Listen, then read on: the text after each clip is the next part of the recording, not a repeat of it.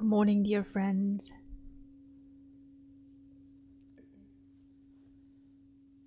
As Christmas and Hanukkah approach, we are reminded of the eternal presence of Divine Spirit and Light. In this beautiful season, we gather together in this sanctuary and let us reflect on love and peace through our shared meditation practice. So our gathering will begin with sitting meditation practice with Jeff as he reads the method of seated meditation. The method of sitting meditation is simple and easy. Sit comfortably on the floor or in a chair. Breathe in, grab all your attention, and breathe it out. Open up your chest and heart. Stretch up tall and align your spine from your neck to your tailbone. Relax your shoulders and arms, then allow your hands to rest on your knees.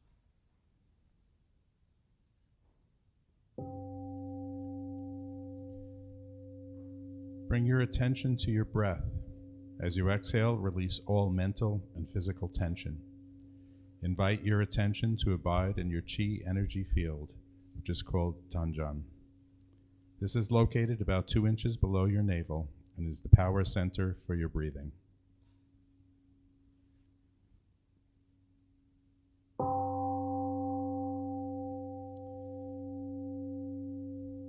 Open your eyes and gaze downward over the end of your nose and to the floor.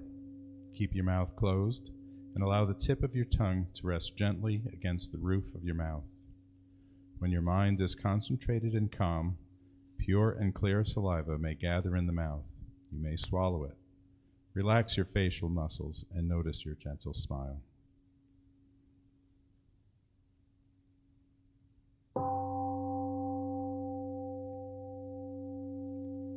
If your face or body begins to itch, do not scratch. This is just a sign of the energy circulating in your body. Simply note the itching and let it pass.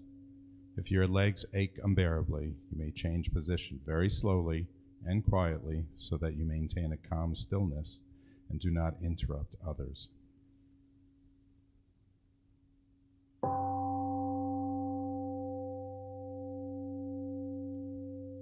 When thoughts arise in your mind, do not be discouraged or disturbed by them. Simply focus on your breathing without reacting to or playing with those thoughts. Recognize them as thoughts. They will disappear by themselves. And remember, keep bringing your awareness back to your Danjan breathing center.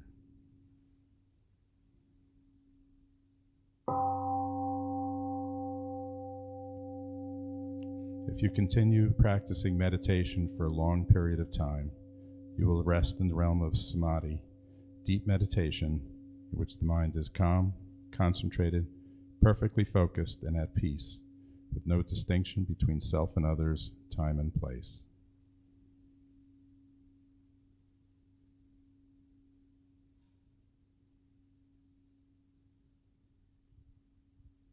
We are grateful to sit quietly together, finding the still point within. May we be here now, aware of our ever calm and alert spirit.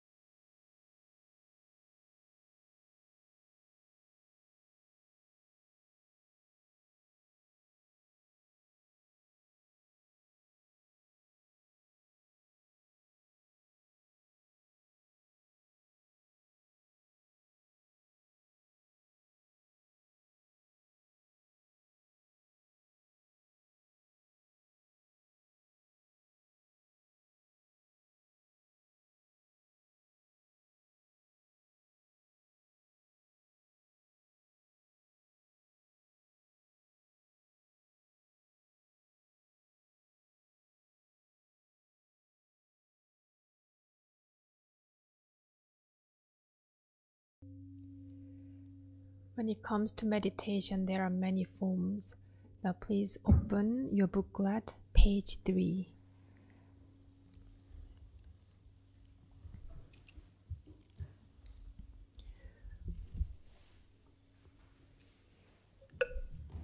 Our chanting meditation begins with spiritual chant Yeongju, page 3. Yeongju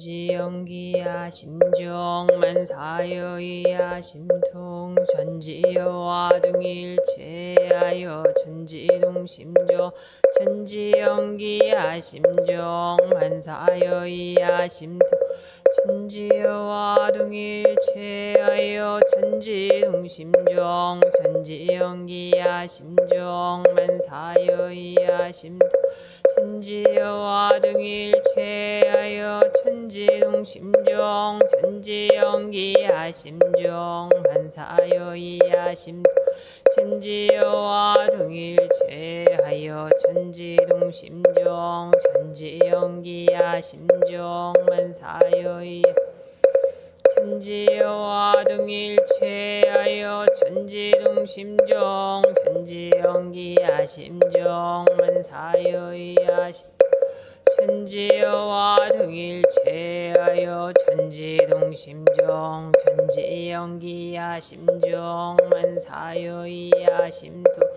천지여와 등일체하여 천지동심정.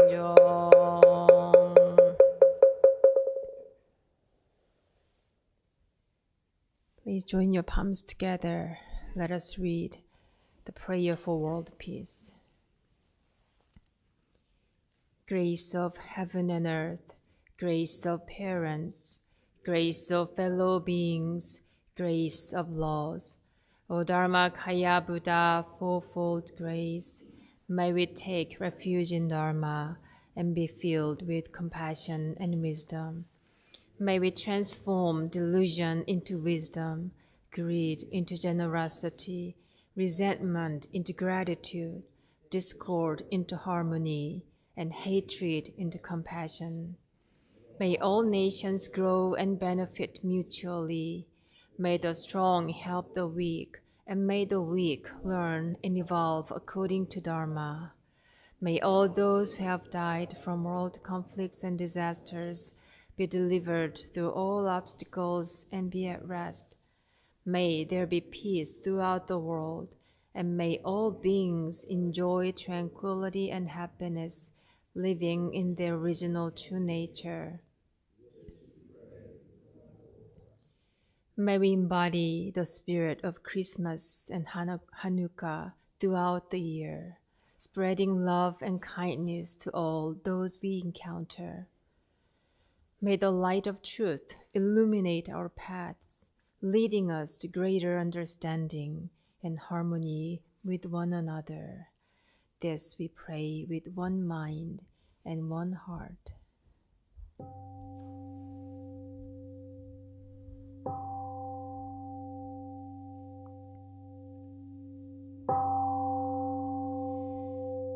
Please turn the pages 4 and 5.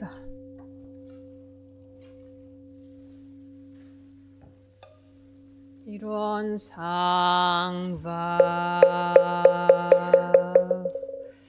일원 is the realm of samadhi, beyond words and speech, the gateway of birth and death, transcending being and unbeing, the origin of heaven and earth, parents, fellow beings, laws of true nature of all Buddhas, enlightened master, unenlightened people, sentient beings, still one manifest as both permanence and impermanence, fused as permanence.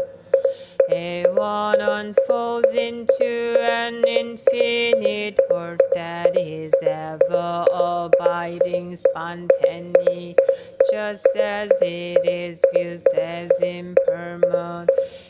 one unfolds into infinite world through the cycle of formation, duration, decay, and extinction. Universe and the birth, aging, illness, and death of all beings, according to how we use our minds and bodies. In the four forms of birth, we transform through the six forms of existence, or regressing with grace, arising from harm or harm from grace. Therefore we unawakened beings vow to practice wholehearted, modeling ourselves after Hidden Sang Dharma Kaya Buddha, by cultivating our minds and bodies deeply, knowing human affairs and unique principles thoroughly, and using our minds and bodies skillfully, thus progressing rather than regressing, receiving grace rather than harm, until we attain great empowerment of everyone and become one with the nature of everyone. Heart Sutra. The Bodhisattva of great compassion, when deeply practicing Prajnaparamita, realized that five aggregates are empty, and thus became free from all suffering and distress. So Sharip form does not differ from emptiness. Emptiness does not differ from form. Is emptiness. Emptiness is form. The same is true of sensations, perceptions, impulses, consciousness.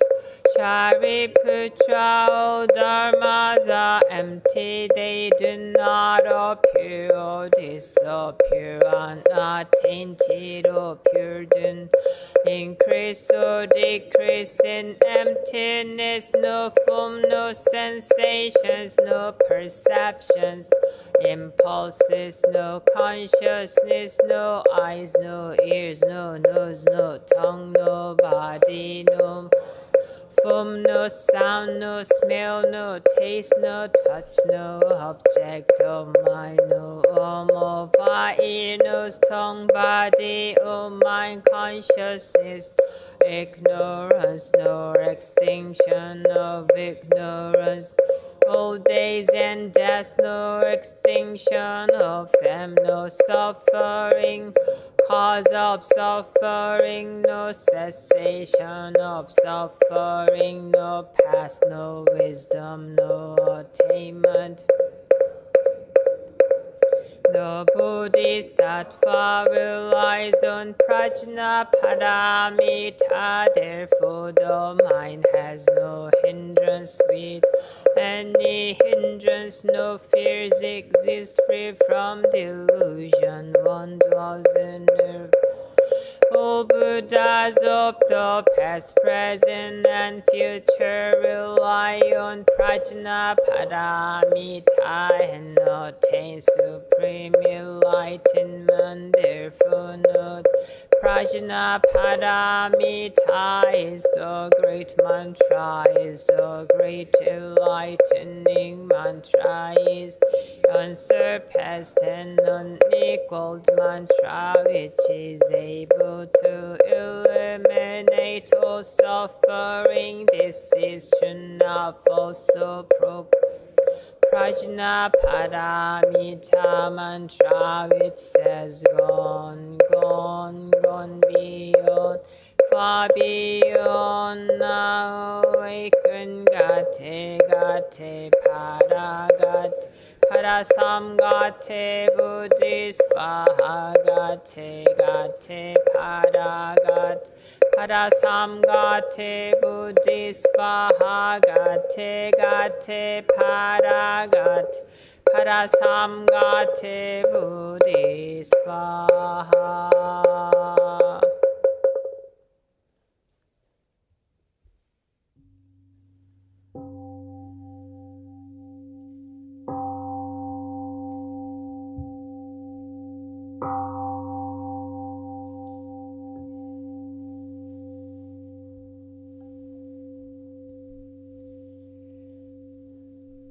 Now wiggle your fingers and your wrists.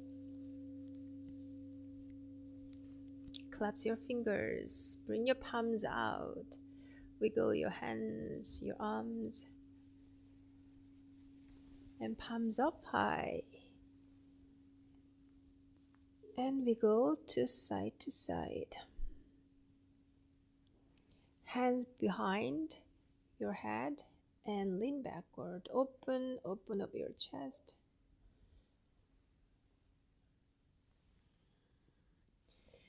Now release your hands down. Please bring your palms together. Now we are going to listen to a Dharma talk from Kathy Won-Ji-yeon. The topic is Be the First Buddha in the Room. Good morning. Good morning. And happy holidays to everyone. This is so nice to have this little circle on Sunday. Can you hear me okay? Better. So in 3 days, it will be Christmas and the first day of Hanukkah. And these two holidays are of different faiths, but they share a very important commonality. So the 25th of this year is a special occurrence.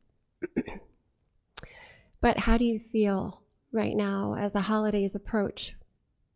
Do you feel joyful? Tired? Maybe many things. So at this time of year can also be very difficult for some people and stressful. So today my talk centers around 2 questions. And the first question is, what are the holidays really? And what is the common thread between them?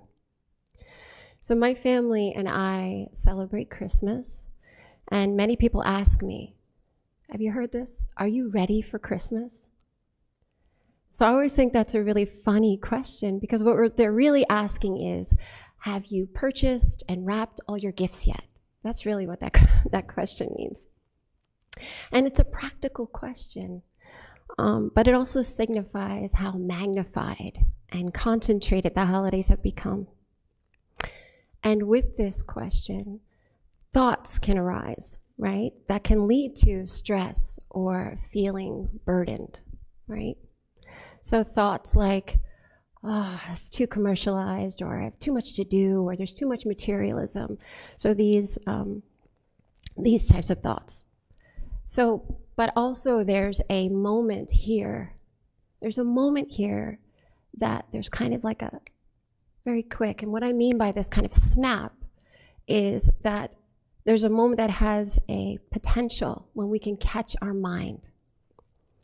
So, and this potential can instantaneously give us freedom, or it can keep us locked in delusion and ignorance.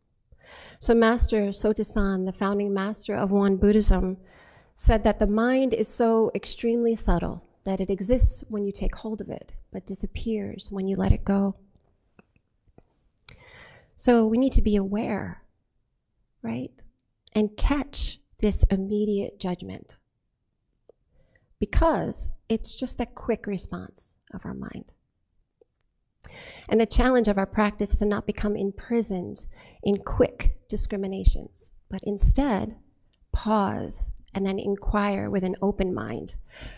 So let me share a paragraph with you from our scripture, and I invite you to just close your eyes for a moment and listen to these words that resonate beyond time and place.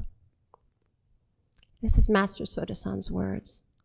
And he said, "Today, I will tell you the most important method of guarding the mind and protecting the body. So listen carefully and use it always as a motto for practice in all sensory conditions. The motto is, never neglect a mind of respect and awe. This means that whenever and wherever you encounter people or things, treat them always with a mind of respect and awe."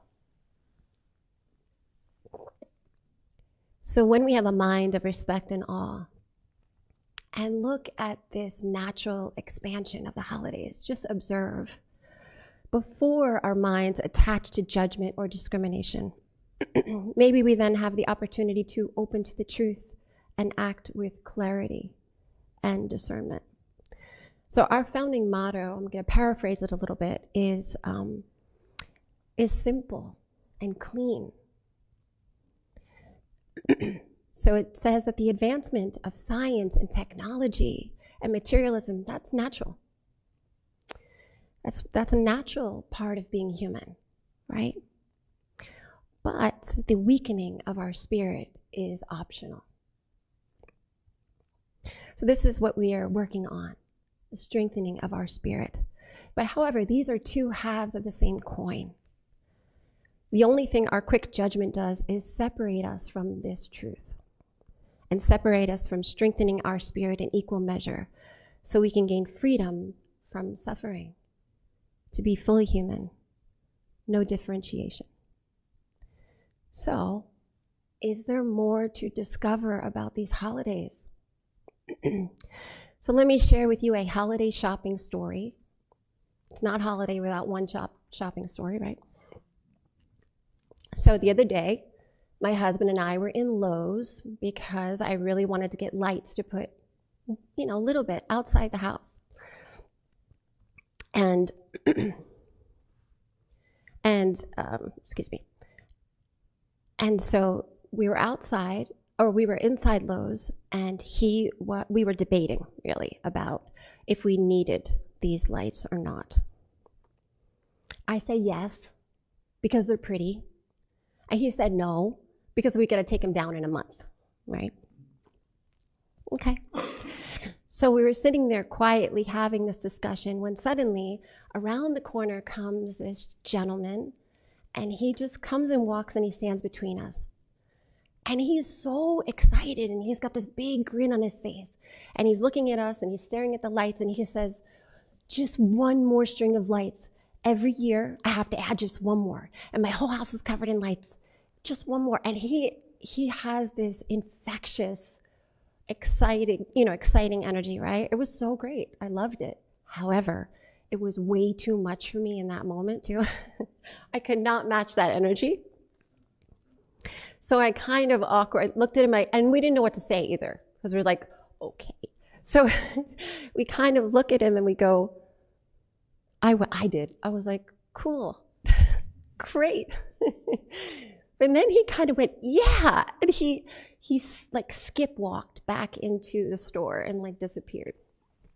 And without missing a beat, my husband turns to me, he goes, "You see what happens? First you want one string of lights, then you want another string of lights, and then you become addicted." And he's serious, right? So I look at him, and I'm a terrible wife for this kind of reason, because I just laugh at the worst times. I start laughing hysterically in the middle of the store. And I think it's funny. It was really funny. But then I was curious. What can I learn from this man? Was he just a deranged elf? Too much cocoa, maybe? Or an ordinary man who in that meeting had the ability to point us to something extraordinary? So I stood there for a moment and looked around, and it was a bit overwhelming. It was sensory overload in those stores, right? So my eyes saw every bright primary color of the rainbow. big giant plastic snowmen. And right next to me, was a display of scents. And it was like wafting of pine and gingerbread and mint and everything. And then over the loudspeakers, I was hearing all the Christmas music. But when I stopped looking at, listening, smelling the things just as things, there was something else. So something beyond, like a quiet hum. And it had been there all along, and it is always there. So I just stopped and listened and wondered. So these holidays are older than everyone in this room. They are older, we know this, but if you think about it, they are older than everyone on the planet today. Excuse me.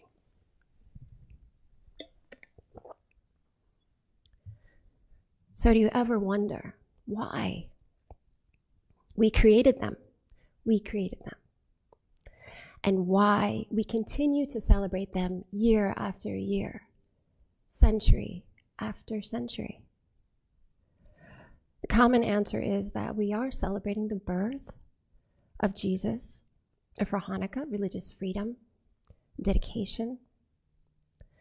So these holidays have historical significance and meaning. And each color, light, image, symbol also has historical significance and meaning. But what happens when we take away the stories, when we're brave enough to do that, and look just for the truth? So maybe we can ask ourselves the question, why did we make a collective agreement to manifest into form this creation and place it at the end of each year? I think it's a really important question. So every year seems to come to a close. This is part of the relative aspect or changing aspect of our human lives.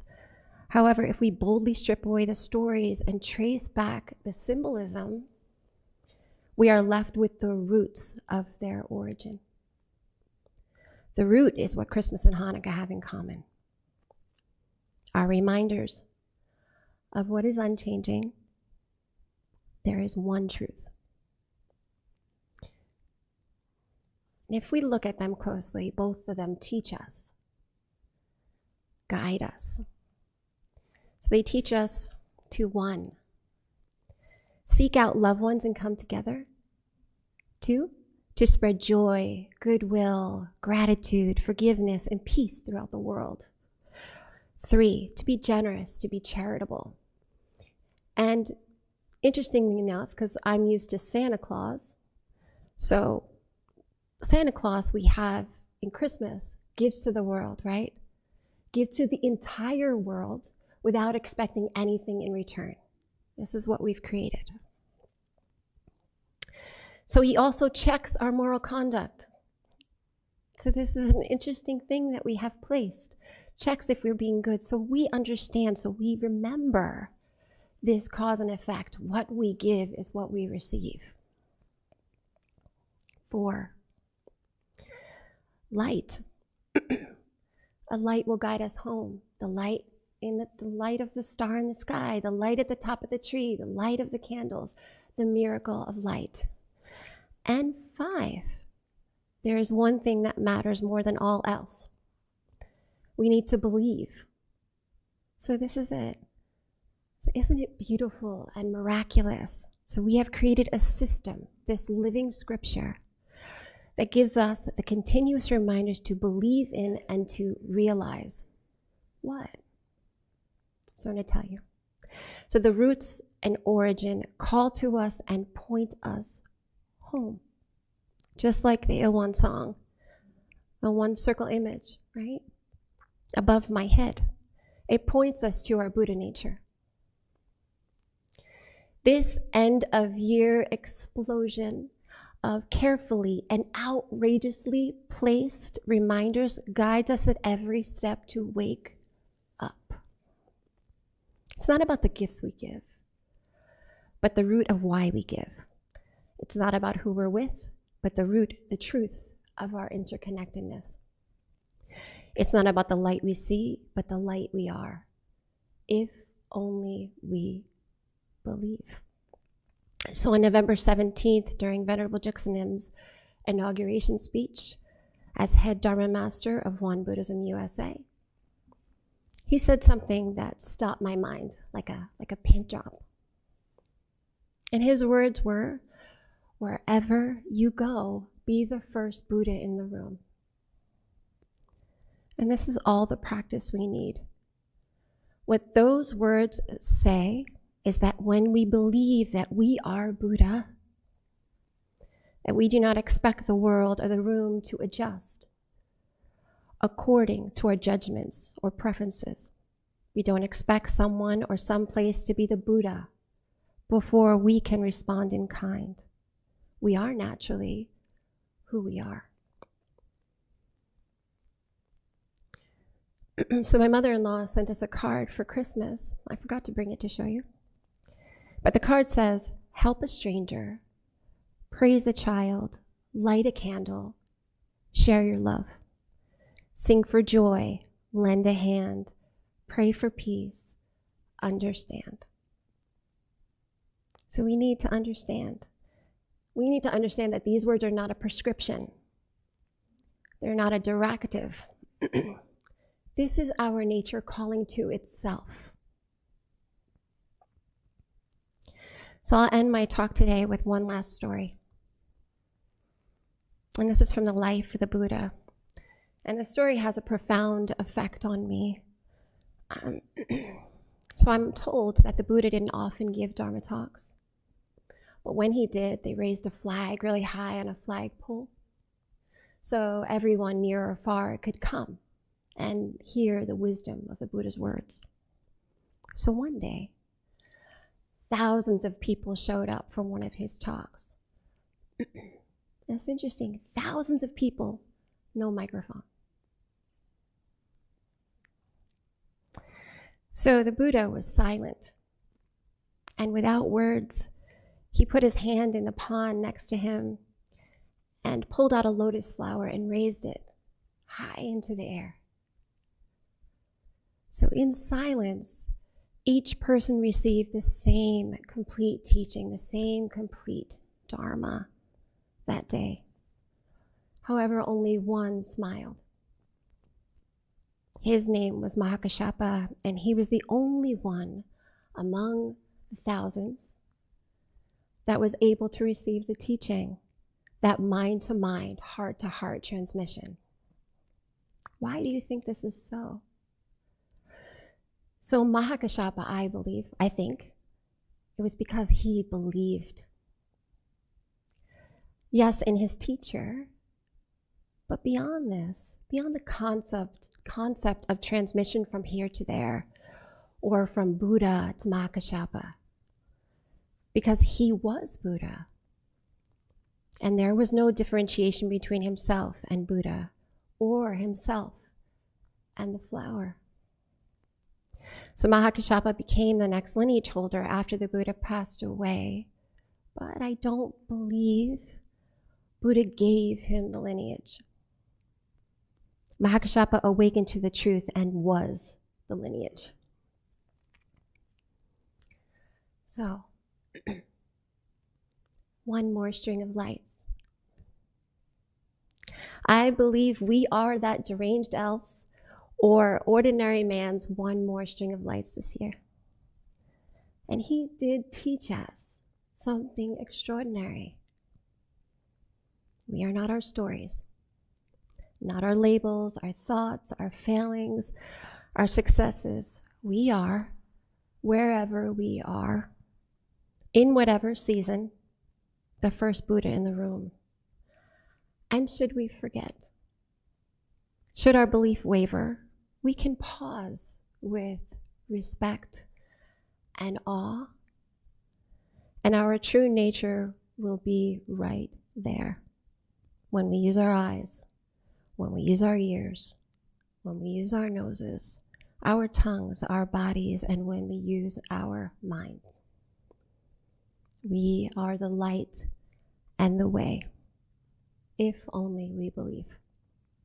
Thank you. Thank you, Kathy. Now please make yourself comfortable and gently close your eyes and reflect on the message from Kathy. We are the light. If only we believe, we are the way.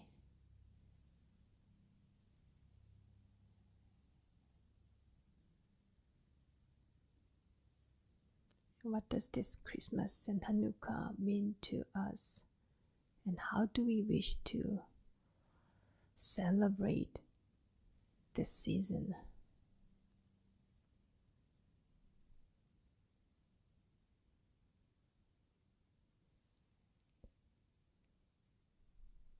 And open up your eyes. Let us pair up. Turn to your neighbor, just two people. Two, two, two, two, two, two, two, two. Two people only. Pair up. Turn to your neighbor. And we'll share about the meaning of this.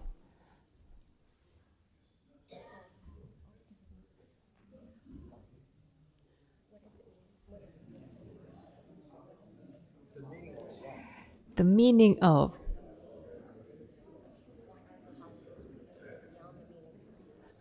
What are the holidays beyond that? There's all given explanation. What does holiday mean to you? We'll spend 10 minutes here to talk and share about our own holiday.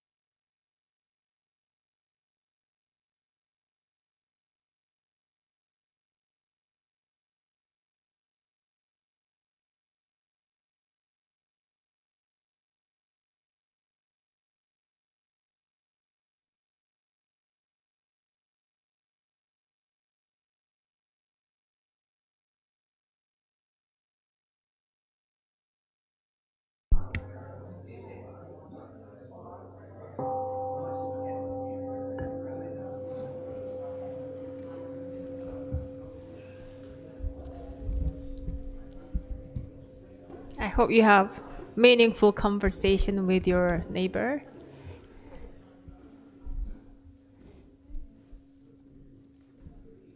Now please open your booklet, page 6.